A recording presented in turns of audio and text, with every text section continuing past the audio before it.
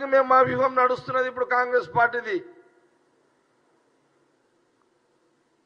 ఇది ప్రజలు గమనించాలి, బిజినెస్ వాళ్ళు గమనించాలి, రాష్ట్రంలో ఉన్న అందరు గమనించండి.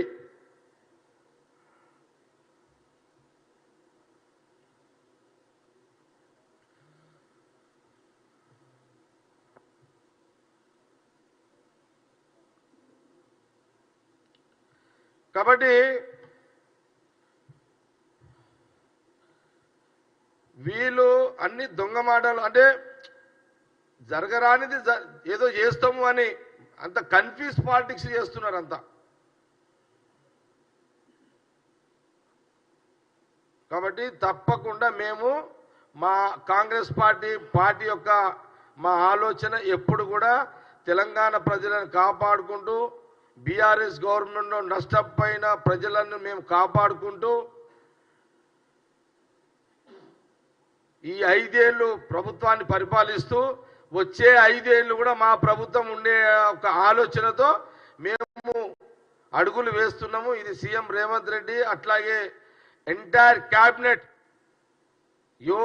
యోధులు మా దగ్గర మంత్రులు ఉన్నారు. అందరం కూడా అలర్ట్గా ఉన్నాము, జాగ్రత్తగా. మా శాసనసభ్యులు కూడా అందరం కూడా అలర్ట్గానే ఉన్నాము.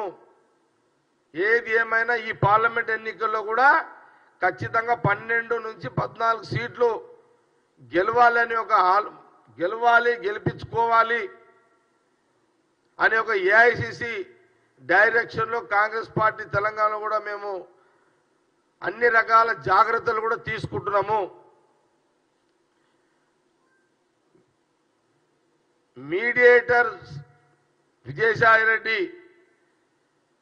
అన్న మాటలకు, గతంలో కేటీఆర్ అన్న మాటలకు, ఇటు జగన్ కానివ్వండి, అటు కేసీఆర్ చేసిన కుట్రలను తిప్పి కొట్టే కుట్రలు కూడా మీకు తిప్పి కొడతాం. మీ దాన్ని వీలైనంత త్వరగా మీ 20 మంది ఎమ్మెల్యేలు మేము లేపబోతున్నాము. ఇది పక్కా.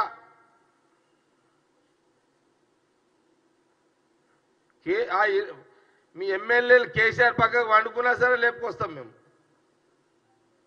రాత్రి పగలు కేసీఆర్ పక్కకు పెట్టుకున్నా సరే 20 మంది ఎమ్మెల్యేలము ఎట్టి పరిస్థితుల్లో బీఆర్ఎస్ ఎమ్మెల్యేలము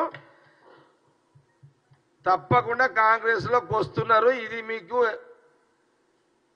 ఇక మీరు మాకు పెడతారో మేము మీకు పెడతామో చూసుకోండి. ఇక మీకు బాగా ఫగర్ వచ్చింది మీకు.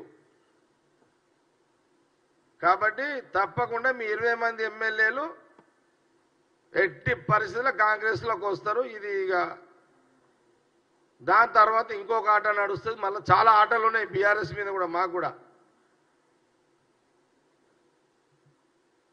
ఓకే, అరే అయిపోయింది నా ప్రెస్మెంట్.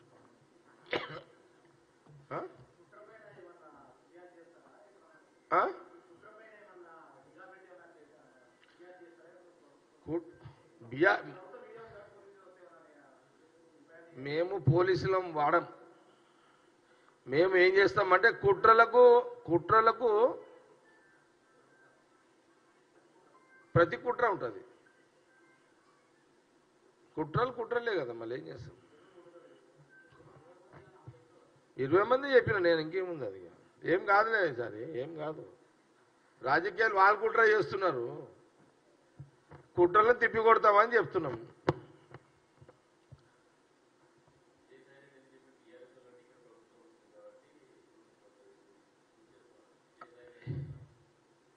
విజయసాయి మీడియేటర్ కదా జగన్కి కేసీఆర్కి.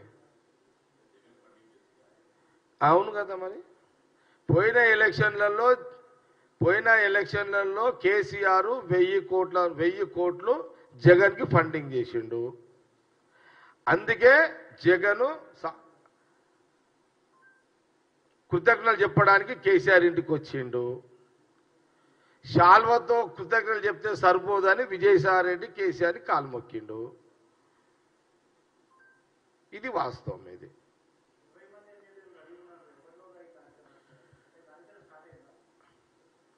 అసలు మేమైతే పార్లమెంట్ ఎన్నికలకు ముందే వస్తామని అంటున్నారు, తీసుకోవాలని చూస్తాం. పార్లమెంట్ ఎన్నికలకు ముందు చెప్పిందే బెస్ట్.